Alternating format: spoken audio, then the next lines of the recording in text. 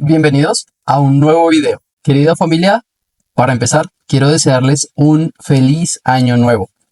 Espero que este inicio de año esté siendo de gran bendición, esté siendo un año en el que puedan ver la misericordia del Señor. Y es en relación a ese nuevo año que hoy vamos a hacer este video. Todas las personas en el mundo, o la mayoría de las personas en estos momentos, o ya tienen los propósitos para este año o van a empezar a hacerlos, ¿cierto? Bueno, si tú tal vez eres una de las personas que no tiene determinados cuáles son sus propósitos para este año, no te preocupes. Yo quiero invitarte a ti y a los que incluso ya los tengan a conversar acerca de algo, y es cuáles son los 5 propósitos que todo creyente debe tener para este año. Entonces, vamos a empezar. Primer propósito, estudiar la Biblia. Este primer punto es muy importante, ya que nos va a permitir conocer más a Dios. Muchas personas, si yo les preguntase en este momento, ¿qué disciplina es importantísima en tu fe? Muy probablemente un alto porcentaje de las personas que respondan van a decir la oración. Y es verdad, la oración es muy importante. Sin embargo, en este año quiero invitarles a que hagamos énfasis en el estudio de la Biblia, ya que, y siempre lo he mencionado, muchas religiones pueden tener prácticas de oración, incluso de ayuno, pero no por eso están cerca a Dios. Un ejemplo de ello son las personas musulmanes, ya que ellos tienen diferentes tiempos de ayuno prolongado durante el año y tienen, si no estoy mal, son 3 tiempos de oración o de rezos al día, los cuales pues sí o sí deben cumplir en el lugar en el que se encuentran. Entonces, ¿por esto ellos están cerca a Dios? No, porque esas oraciones y esos ayunos van orientados a un Dios que no es el Dios de la Biblia, que no es un Dios, es lo que nosotros consideraríamos un ídolo. Y es por eso que nosotros como creyentes, como cristianos, sí o sí debemos leer constantemente la Biblia. Pero ustedes se van a dar cuenta que en este punto no se habla solamente de leer la Biblia, sino de estudiar la Biblia. Son 2 cosas distintas. Te pongo un ejemplo. Cuando tú lees, o las personas que aún leen el periódico, ¿cierto? Una cosa es pasar una revisión, una lectura general de lo que el periódico dice, y otra cosa muy distinta es centrarse en cada noticia que se está dando en este periódico, poder detallarla, meditarla, ¿sí? Son 2 cosas totalmente distintas. El periódico está para leer, ¿cierto? Pero la Biblia es para estudiarla. Y tal vez tú puedes decir, bueno, Brian, muy interesante la propuesta que nos haces, pero ¿y cómo lo hago? ¿Cierto? Porque muchas veces ese es el punto. ¿Y cómo hago un estudio bíblico? Con estas ideas que voy a compartir, descarto o no voy a tener en cuenta los procesos de estudio profundo de la escritura, la exégesis, los procesos hermenéuticos. Vamos a dejarlos a un lado porque pues claramente, pues si usted sabe hacer exégesis y hermenéutica, hermano, pues hágalo y aproveche y busque que el Señor le dirija en ese proceso exegético. Pero hoy vamos a hablar son de procesos prácticos, procesos que toda persona puede desarrollar, ¿de acuerdo? Y no tanto procesos teológicos. Lo primero es, cuando vayas a estudiar la Biblia y a leerla también, pide al Padre que te instruya por medio del Espíritu Santo para que puedas comprender la Escritura. La Biblia nos dice que es el Espíritu Santo el que nos da el entendimiento. ¿Por qué es importante? Porque sí, tú puedes efectivamente desarrollar una lectura y comprender ciertas cosas que estén de cierta forma a simple vista. Pero cuando es el Espíritu Santo quien trae el entendimiento, Él nos ayuda a entender lo más importante. Les pongo un ejemplo. En todo el Antiguo Testamento se habla de Cristo. No digo que cada capítulo, pero sí el tema transversal del Antiguo Testamento es la obra de redención. Y los judíos conocen muy bien la ley. Sin embargo, ellos no se han dado cuenta que en medio de todo eso está el mensaje de salvación, está el mensaje del Mesías prometido. Y si ellos, si bien es cierto, estaban esperando al Mesías, pues cuando vino no lo reconocieron, no lo identificaron y aún siguen esperando a un Mesías. Y es por eso que nosotros necesitamos que el Espíritu Santo traiga el entendimiento a nosotros. Porque, y quiero invitarles a que lean el Salmo 22 y allí ustedes van a poder ver un claro mensaje directo de lo que iba a suceder con el Mesías. ¿Sí? Ahí están en el punto de la crucifixión. Y a pesar de todo ello, no reconocieron que era Jesús de quien se estaba hablando en ese salmo mesiánico. También podemos verlo en Isaías 53. ¿Sí? El profeta Isaías habla claramente del siervo sufriente, habla claramente de diferentes profecías que iban enfocadas hacia Cristo. Pero bueno, ese es el punto, que nosotros necesitamos que el Espíritu Santo traiga el entendimiento a nosotros, porque si no, solamente nos vamos a centrar en un aspecto moral, en el aspecto de lo que está bien y lo que está mal. Pero la palabra de Dios va mucho más profundo a eso. ¿Qué otro punto hay que tener en cuenta? Y es que existen diferentes herramientas que nos pueden ayudar. Una herramienta es la Biblia en celular o en cualquier dispositivo, computador y demás, que es YouVersion. YouVersion es una aplicación, básicamente es como la Biblia para celulares, y es muy interesante esta aplicación porque tiene diferentes, digamos que herramientas, diferentes elementos que nos pueden ayudar en nuestro estudio bíblico. Si usted quiere que profundicemos en el uso de YouVersion, déjelo en la cajita de comentarios y ya sabiendo, pues yo voy a hacer un video acerca de eso. Mientras tanto, pues vamos a hablar de YouVersion. En esta aplicación vas a encontrar diferentes versiones de la Biblia. Normalmente, y hablo en Colombia, la versión que más se utiliza es la Reina Valera de 1960. No conozco en otros países específicamente cuál es la versión que más se utiliza por país, pero en YouVersion ustedes van a encontrar diferentes versiones de la Biblia. Al leer diferentes versiones, lo que vamos a hacer es tener un panorama mucho más amplio y mucho más claro de lo que el capítulo nos quiere decir. Son versiones, no es que estén enseñando algo distinto. Eso sería un gran error, sería una herejía. Lo que hace la versión es simplemente traducirlo a palabras distintas. La Reina Valera está enfocado a ese castellano, mejor dicho, y tal vez para Latinoamérica sea un poco más difícil o complejo de leer. Por eso hay diferentes versiones y ya luego lo vamos a hablar, que pueden ser un poco más agradables, más cómodas para nosotros. Sin embargo, la Reina Valera es muy, muy, muy útil. Y es precisamente eso lo que queremos hacer. Imagínense que las versiones de la Biblia son telescopios que están ubicados en diferentes lugares, ¿cierto?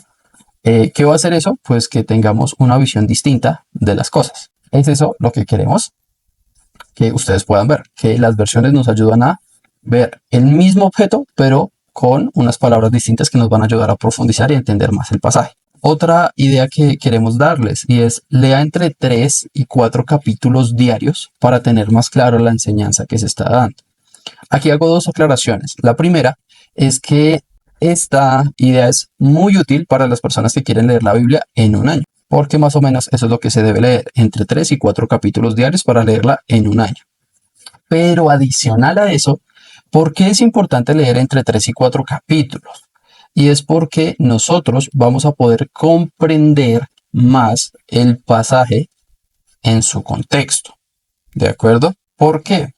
Imagínense que yo estoy leyendo el libro de Efesios.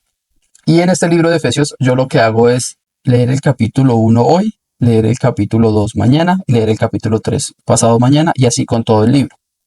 Si bien es cierto lo voy a entender, es claro que el libro de Efesios realmente es una carta. Imagínense que yo, bueno, las personas que usaron este sistema de comunicación y era el envío de cartas, imagínese usted coger una carta y empezar a leer por párrafos. Entonces, por párrafo, hoy leo un párrafo, mañana. No. Usted la carta la lee completa, ¿cierto? Para poder entender el mensaje que se está dando. Lo mismo sucede con la Biblia. Está escrita en cartas, hablando del Nuevo Testamento. Entonces, lo importante es que entre 3 y 4 capítulos vamos a poder tener una idea mucho más clara de lo que Dios nos está hablando. Otra idea es leer el capítulo. Por ejemplo, si usted no va a leer los 3 capítulos diarios, sino que usted va a decir, no, yo quiero detallar, estudiar un poco más a profundidad el pasaje, pues lo que usted puede hacer es leer varias veces el capítulo y léalo de una manera lenta. ¿Para qué? para tratar de profundizar en el mensaje que se está dando. La siguiente idea es meditar frecuentemente el pasaje leído. ¿Cómo meditamos? No es meditación de arrodíllese o póngase, siéntese con las piernas cruzadas y ponga las manos en esta posición. Y no me refiero a ese tipo de meditación. Me refiero más a la meditación de analizar, pensar, repasar. Recuerden que fue lo que Dios le dijo a Josué. Este libro de la ley no se apartará de tu boca, sino que meditarás en él día y noche, para que cuides de hacer todo lo que en él está escrito, porque entonces harás prosperar tu camino y tendrás éxito. Es precisamente este el pasaje, el versículo anterior al famosísimo mira que te mando que te esfuerces. Entonces, la base es medite en la escritura. Para la época de Josué, la escritura era el Pentateuco: Génesis, Éxodo, Levíticos, Números y Deuteronomio. Entonces, para nosotros, la escritura, ese pasaje, si Dios nos dijera a nosotros, ese mismo pasaje de Josué 1:8, sería toda la escritura, desde Génesis hasta Apocalipsis. Muy bien, entonces, meditemos. ¿Cómo puedo yo meditar? Ya leí el pasaje de manera lenta, que ya sería básicamente la segunda vez. Si es posible, lea una tercera vez ese mismo pasaje y empiece a parar en diferentes momentos del pasaje, momentos que le ayuden a entender más el texto. Voy a poner un ejemplo. Mateo capítulo 6, verso 9, ¿cierto? Dice de la siguiente manera: ustedes pues oren de esta manera: Padre nuestro que estás en los cielos, santificado sea tu nombre. Entonces usted puede empezar aquí en este pasaje. A mí me llamaron la atención dos cosas. Lo primero es esa expresión de Padre nuestro. Jesús les estaba enseñando a sus seguidores, a sus discípulos, oren a Dios como a su Padre. Es decir, vean a Dios como Padre. Y yo sé que para nuestra época, nuestro contexto, eso es normal, eso se entiende relativamente, pero para mí es algo muy impactante. Porque si bien es cierto que yo oro al Padre, es aquí donde resalta mucho que es Jesús mismo, siendo Dios, quien nos enseña que nos refiramos a Dios como Padre. ¿Por qué? Porque es algo que tiene un impacto directo en la forma en que Dios nos está revelando al Padre, básicamente. Dios nos está enseñando una relación mucho más profunda. Los judíos a rara vez se referían a Dios como Padre. Y en esto de Padre, siempre tiene que haber respeto. No es el Abba Padre moderno, ¿sí? De el papito, el viejito, no. Perdón la expresión, el cucho, el anciano, no, sino es el Padre con respeto y con reverencia. Pero empiezo yo a meditar y a pensar en cómo Dios quiere que nos refiramos a Él. Y claro, si usted se refiere a Dios como Padre es porque usted es hijo de Dios. Entonces, ¿qué relación, de qué manera, con qué corazón debo yo acercarme al Señor? Pero sigo leyendo y dice: santificado sea tu nombre. Yo digo, ¿acaso el nombre de Dios no es santo? ¿Por qué dice que que santificado sea su nombre? Y empiezo a pensar y a meditar. No es una guía donde te digo yo cuáles preguntas te debes hacer, porque dependerá del pasaje el tipo de preguntas que te vas a hacer. Si es un libro de historia, pues vas a preguntar qué pasó, quién lo hizo, cómo Dios obró, cómo se equivocó el ser humano, ¿cierto? Pero también pueden ser preguntas: ¿qué me enseña el pasaje? Por ejemplo, si estoy leyendo una carta como Romanos, Corintios, empiezo a pensar: ¿qué me enseña este pasaje? ¿Qué debo aprender? ¿Qué cosa nueva identifico? ¿Qué me pide Dios a mí que haga al leer este pasaje? ¿Qué cosas debo obedecer o dejar de hacer según este pasaje? ¿Está bien o no lo que hacen las personas que se encuentran en estos relatos? ¿Y por qué sí está bien y por qué no está bien? ¿Qué cosas nuevas veo en el pasaje que antes no había visto? Eso es algo muy importante. Estas preguntas lo que van a hacer es como dirigirnos a meditar precisamente, a saber cómo debo yo analizar el pasaje. Claro, hay muchas otras estrategias, incluso métodos, pero siento que esta es una forma muy natural, muy orgánica, donde empezamos pidiendo al Padre que nos dirija a través del Espíritu Santo, y es el Espíritu Santo, por medio de estas preguntas que nos vamos haciendo, que va a traer ese entendimiento, esa luz a nuestra mente, a nuestro corazón. Recuerden, es el Espíritu Santo, no nosotros. Nosotros podemos hacer las preguntas, pero sin la luz del Espíritu Santo no vamos a profundizar, no vamos a comprender. Un aspecto que se me olvidó mencionar de YouVersion es que nos dan un contexto.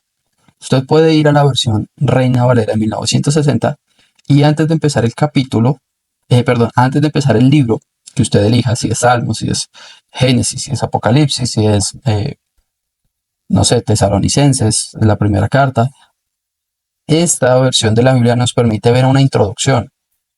¿Y por qué es importante que usted haga uso de la introducción que nos facilita YouVersion? Porque nos da un contexto, un panorama de lo que está sucediendo. Entonces, es muy importante que nosotros podamos saber qué estaba pasando, en qué momento de la historia se encontraban para que esto sucediese, ¿cierto? Les pongo un ejemplo. Cuando Jesús entra en un burrito a Jerusalén, que es conocido como la entrada triunfal, pues es muy importante saber en qué momento de la historia se encontraba. Pues básicamente Jesús llega siendo Dios encarnado a la tierra a cumplir esa misión como Mesías de traer perdón y salvación a la humanidad a través de su sacrificio. ¿Y en qué momento estaba? Estaba después de que se hubiesen cumplido muchas profecías que anunciaban la venida de Jesús. Ya el Antiguo Testamento había terminado y la última palabra que Dios había hablado a través de sus profetas había sido hace 400 años. Y es en Jesús que Dios interviene literalmente en carne y hueso en la historia de la humanidad. Tener todo ese contexto nos permite ver la importancia que tenía esa entrada de Jesús en un pollino, en un burrito, ¿sí? Entonces, utilice las introducciones que nos facilita YouVersion. Tenga en cuenta que YouVersion es gratuita, entonces usted no tiene que verse limitado por tener que pagar o algo similar. No, es una aplicación gratuita. Muy bien, hablando nuevamente de esta aplicación, yo les mencionaba que existen diferentes versiones de la Biblia. Y usted en YouVersion, y damos la gloria al Señor porque tenemos en el idioma español muchas versiones. Hay versiones que nunca debieron existir, como la de los Testigos de Jehová, sí, diferentes versiones que realmente no son consideradas siquiera palabra de Dios porque tergiversaron completamente la escritura, pero hay otras versiones muy buenas. Yo voy a mencionar las que yo utilizo. Tal vez usted haya alguna que no le llame la atención. Usted está en su libertad de decir si la leo o no la leo, pero las que yo utilizo frecuentemente son la Nueva Biblia de las Américas. La Biblia de las Américas, efectivamente, también es muy, muy buena. La Nueva Traducción Viviente y la Nueva Versión Internacional. Segundo, lograr una vida de oración. La primera idea que quiero compartirles para este propósito es: siempre recuerda que tú puedes ir a orar al Padre únicamente por el sacrificio de Jesús en la cruz. Si tú eres un hijo de Dios, es porque Jesús murió en la cruz y te restableció en esa relación con el Padre. No pienses que es por tu justicia, es decir, porque tú eres bueno, por tus buenas obras, No. Es solo por el sacrificio de Jesús. Y esto nos da una relación de amor tremendamente profundo con el Señor. Porque a pesar de mi maldad, a pesar de que sigo siendo un pecador, claro, ahora un pecador arrepentido que busca ser santo, pero al fin y al cabo pecador, es a través de Jesucristo que puedo presentarme ante el Padre. Para esto, para la oración, es muy importante que establezcas un lugar fijo dentro de lo posible para tu tiempo de oración. ¿Por qué un lugar fijo? Porque sabes que no vas a estar teniendo interrupciones. ¿De acuerdo? Si eliges un lugar de cierta forma público o de acceso a muchas personas, por ejemplo, un baño, pues es muy probable que en tu casa las personas pues por hacer uso del baño te vayan a estar interrumpiendo. Si lo haces en la sala, en un espacio tan público, pues obviamente también pueden haber diferentes interrupciones, por lo cual busca un lugar privado. Segundo, establece un horario en el que no tengas interrupciones, que tengas concentración, porque esto es muy, muy importante. Puedes elegir digamos que el lugar correcto, pero si lo haces en el horario equivocado, pues va a ser muy difícil. Por ejemplo, si es un fin de semana, un sábado a las 8 de la mañana, pues difícilmente en el cuarto tuyo puedas hacerlo. Si tienes hijos, por ejemplo, ellos van a querer tu atención. Entonces busca un horario. Si tienes que madrugar, pues madruga más para poder tener estos tiempos de oración. ¿Tiene que haber un tiempo fijo? No, no se determina un tiempo fijo. La Biblia de hecho no lo especifica. Daniel oraba 3 veces al día, pero no nos dice cuánto tiempo duraba orando. Pues Jesús le dijo a Pedro, no pudiste, digamos que velar siquiera una hora, pero pues esto no determina que necesariamente y específicamente sea una hora. Esto ya dependerá de ti. Esfuérzate por lo menos que sea unos 20 minutos, 30 minutos de oración y pues de lectura bíblica, pues el tiempo que requieras. Otra idea es que puedas avisarle a tus familiares para que no te vayan a estar interrumpiendo. Eso también es muy útil, ¿de acuerdo? Si es necesario, les dices que vas a orar en el primer momento, ya después ellos van a saber que vas a ir a orar cuando les dices que no te interrumpan. Entonces, diles y háblales claramente. Otra idea es, aparte de tus peticiones, ten una lista de peticiones de oración de otras personas, familiares, amigos, hermanos de la iglesia. Esto va a ser muy útil y esto va a desarrollar en tu corazón amor hacia las personas. Muchas veces decimos, ay Señor, dame amor por este hermano, dame amor por esta persona. La mejor manera es interesándote por sus necesidades y pidiendo en oración a Dios por ellos. Otra idea es que efectivamente puedes hacer uso de música de fondo. Creo que la gran mayoría de creyentes hacen uso de esta estrategia. Si tú no lo haces, pues inténtalo para ver cómo te va. Claramente no lo tengas en un volumen súper alto, simplemente es música de fondo, música instrumental, la que quieras, pero que no sea un elemento distractor. Pero la idea que tengo para ti es que una vez a la semana no hagas uso de la música, ¿de acuerdo? ¿Por qué? Porque en ocasiones nuestra oración se ve muy influida por la música. La música genera en todas las personas efectos. Si escuchas música triste o empiezas a recordar cosas del pasado o cosas tristes o te empiezas a sentir triste, ¿sí?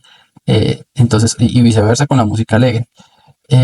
Entonces trata de en ciertos momentos de orar sin necesidad de la música para que puedas tener tu corazón totalmente dispuesto para enfocarte en el Señor con lo que tu corazón trae. ¿Qué es lo que tu corazón lleva a la presencia del Señor? Y no tal vez cuando estás orando y escuchas una canción que habla de alegría y dejas de orar de arrepentimiento y estabas pidiendo por el perdón de tus pecados y empiezas a cantar una canción muy alegre, no sé, sí, la música puede ser efectivamente una herramienta, pero que no excedamos el uso de esto, para que nuestra oración no dependa y llegamos a decir, no es que si no es con música yo no puedo orar. No, es una herramienta, pero no debe ser el centro de nuestro tiempo de oración. Tercer propósito, comparte el mensaje del Evangelio.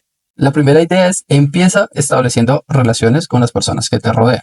Sin importar qué tipo de temperamento, de personalidad tengas, el mandamiento de predicar el Evangelio es para todas las personas.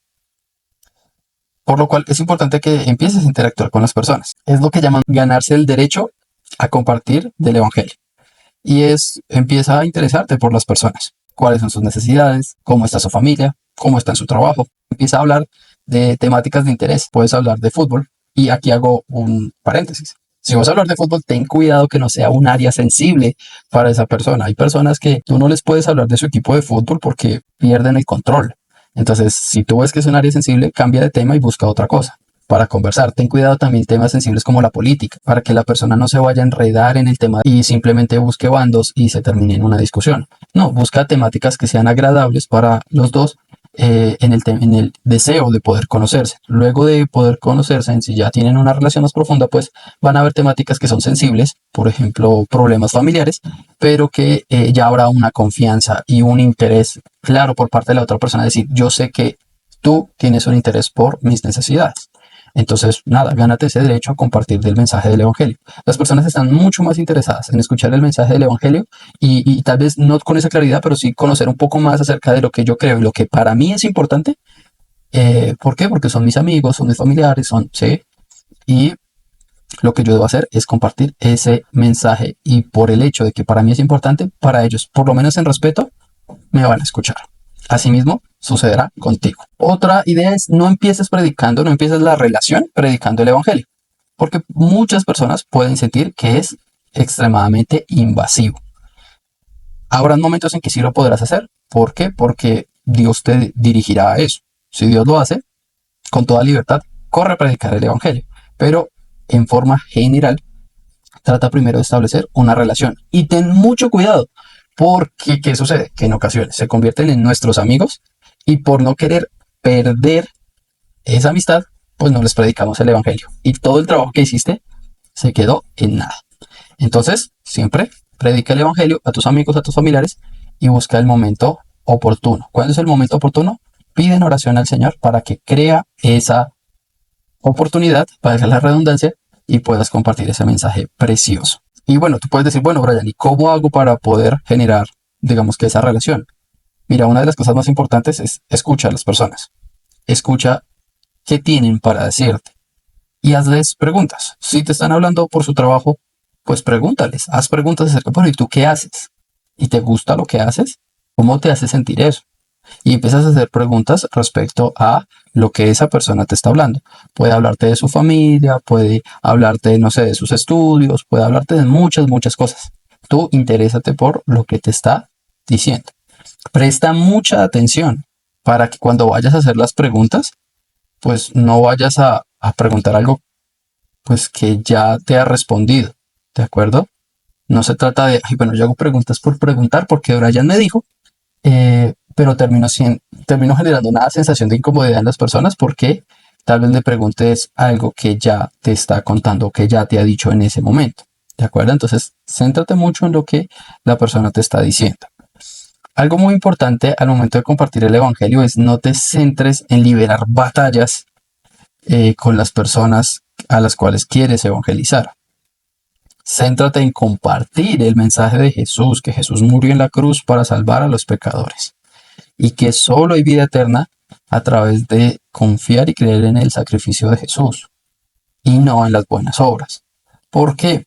Porque en ocasiones las personas, en lugar de hablar de Cristo, se centran en debates que realmente no son relevantes, que se convierten más en obstáculos y distracciones al mensaje de salvación. Si la persona realmente no está interesada en escuchar el mensaje de salvación, en compartir lo que tú le estás diciendo, no te preocupes, no entres en discusión. ¿Sí? No, ay, arrepientas y a obligar a la persona, no es que se va para el infierno. ¿Sí? No, simplemente cambia de tema. ¿Sí? Si la persona no quiere escuchar realmente, es respetar a la persona, su decisión, su opinión y simplemente cambias de tema. ¿Para qué? Para que esa persona no vaya a entrar en contienda, en discusión contigo y tal vez terminen hiriéndose el uno al otro y quedando, digamos que mal los cristianos por ser, no sé, intolerantes y muchas cosas que dicen erróneamente de los cristianos, que no digo que de todos, porque hay personas que sí son así, pero que dentro de lo posible nosotros dejemos la puerta abierta para que Dios continúe haciendo la obra tanto en la persona como en ese corazón y tal vez sea a través de otra persona que Dios traiga a su vida que termine recibiendo el regalo de la vida eterna. Y tú hiciste y cumpliste el propósito y fue preparar el corazón de ese amigo, de ese familiar, para que otro recogiera lo que tú sembraste. Entonces, no te centres en debatir. Si tú dices, Brian, es que yo la verdad no sé cómo compartir el mensaje del evangelio, yo te invito para que hables pues con un líder de tu iglesia o con tu pastor para que ellos te orienten en ese proceso, en cómo compartir el mensaje del evangelio. Y si tal vez tu iglesia tampoco sabe cómo hacerlo, pues mira, nosotros somos misioneros con mi esposa de una organización que se llama Evangelismo Explosivo Internacional y con este ministerio nos enfocamos en capacitar a la iglesia en evangelismo para que sepan las personas cómo presentar el evangelio. Si necesitas nuestra ayuda, solamente nos escribes a este correo, al correo de Una Fe, Un Propósito, o en la cajita de comentarios y nosotros te contactamos para que podamos saber en qué podemos servirte.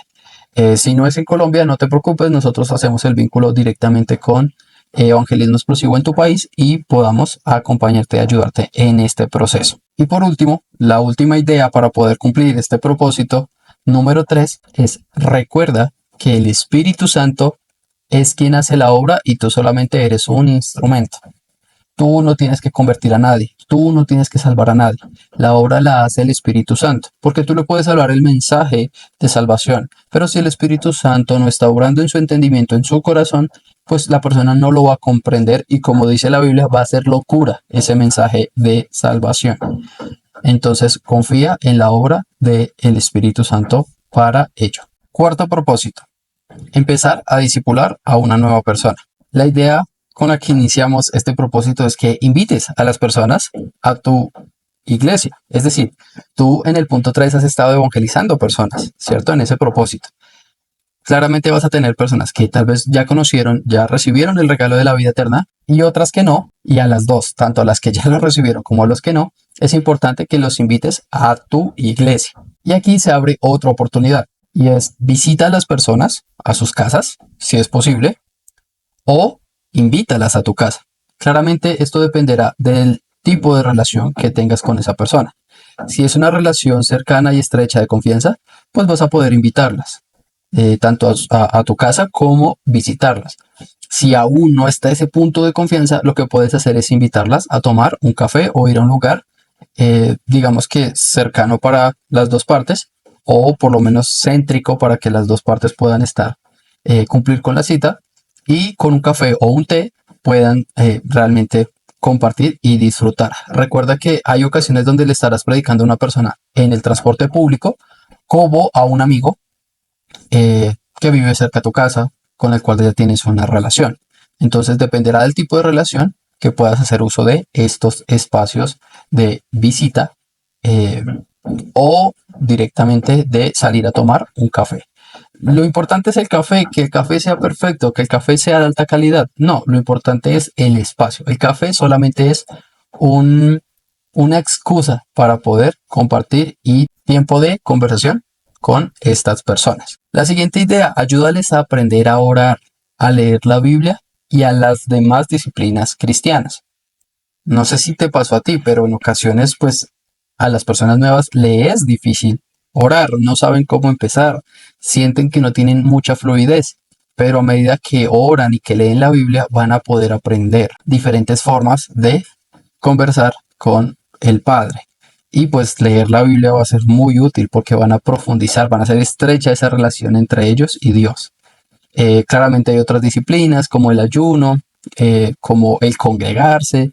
Todas esas cosas son muy importantes y es importante y es necesario que allí estés tú para acompañarles en ese proceso de aprendizaje. Y la última idea que quiero presentarte en estos 5 propósitos de todo creyente es involúcralos en las actividades de la iglesia. Es importantísimo que ellos empiecen a formar una identidad con la congregación. Si tal vez a la persona le queda demasiado difícil llegar a la iglesia, te invito para que le ayudes a congregarse en otra iglesia que le quede más cerca a la persona. Es el cuerpo de Cristo. Dice la Biblia que Dios iba agregando a la iglesia a los que habían de ser salvos en el libro de Hechos. Entonces, si no pueden asistir a nuestra iglesia por recursos, por cierto, invítalo para que puedan asistir a otra iglesia. Entonces tú la acompañas a la persona y pues hablas con el pastor de la congregación para que un líder o una persona se pueda hacer cargo de esa persona. ¿De acuerdo? ¿Esto significa que tu responsabilidad ya terminó? No, tú puedes estar orando por esa persona, puedes estar orando por ese nuevo creyente para que el Señor lo sustente, para que el Señor lo anime, estarte comunicando con él frecuentemente para saber cómo le está yendo. No se trata de simplemente dejarlo a un lado. Quinto propósito, servir en tu iglesia. Y aquí hemos llegado a un punto que si con la evangelización no se han levantado muchas personas diciendo, no, yo eso no lo voy a hacer, eso no está, porque créanme, hermanos, hay muchas personas que en estos dos puntos, tanto en evangelismo como en servir en la iglesia, ponen excusas. Y perdón porque se los diga de esa manera, pero es eso, amigos, son excusas. Por ejemplo, Excusas como ¿cuál, familia? Es que yo no tengo el don, yo no tengo el llamado de pastor, yo no soy evangelista, es que, y ponen muchas otras excusas relacionadas a esto. Pero tanto el mandamiento de evangelizar, porque es un mandamiento, como el servir, es algo que también debemos hacer porque es el resultado de nuestra salvación, ¿correcto? Entonces es muy importante que empieces a servir en la iglesia. Hay gente que dice, no, yo no sirvo en la iglesia, pero sirvo afuera. Sí, pero en la iglesia vas a formar muchas cosas, muchas habilidades, vas a formar tu carácter de muchas maneras que fuera de la iglesia no vas a lograr. Sirve en los dos lugares, dentro y fuera de la iglesia, pero sirve dentro de la iglesia porque es muy importante. ¿Cómo puedes empezar? Pues con tareas sencillas. ¿Como cuál? Por ejemplo, en las iglesias se requieren personas que apoyen en la logística de las reuniones dominicales. Entonces tú puedes apoyar ahí. Por ejemplo, poniéndote, generalmente las iglesias tienen chalecos o chaquetas o chamarras, donde pues directamente van a poder y ser identificados como servidores de la iglesia y empezar a desarrollar actividades como recibir a las personas en la puerta y darles la bienvenida, eh, ayudarlos a ubicarse en los puestos, tal vez si la iglesia está muy llena, eh, acercarle un vaso de agua al predicador o al pastor, diferentes actividades que puedes desarrollar y funciones según la iglesia y la logística que se tenga dentro de la misma. Pero es importante que empieces. Mira, yo siempre que estoy discipulando a una persona, lo invito para que sirva en la iglesia, porque esto le va a ayudar a formar su carácter y esto le va a ayudar a desarrollar muchas habilidades. Es necesario que el creyente sirva en la iglesia. Y voy con otra idea. Quiero mencionar que estas ideas que estoy mencionando en este punto específico de servir en tu iglesia no es una o la otra, sino por lo general yo lo que sugiero a las personas es que lo hagan una y la otra. O sea, que les hagan todas dentro de lo posible. Por ejemplo, ya eres un anfitrión o ujier de tu iglesia. Entonces ahora lo que vas a buscar es que como tú ya estás evangelizando personas, esas personas están teniendo un acompañamiento tuyo, pero puedes reunirlas una vez a la semana para poder hacer un grupo de discipulado y ayudarles a crecer tanto en amistad como en su fe con Dios. Esto es algo muy, muy útil. Claro, cada iglesia tendrá un modelo distinto y puede que en tu iglesia no haya ese modelo. Consulta y pide la orientación de tu pastor para esto.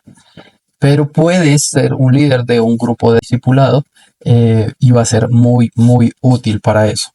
Todo lo que yo hoy desarrollo como misionero, la mayoría de cosas las desarrollé siendo líder de discipulado para adultos y yo empecé a los 15 años en este proceso de servicio.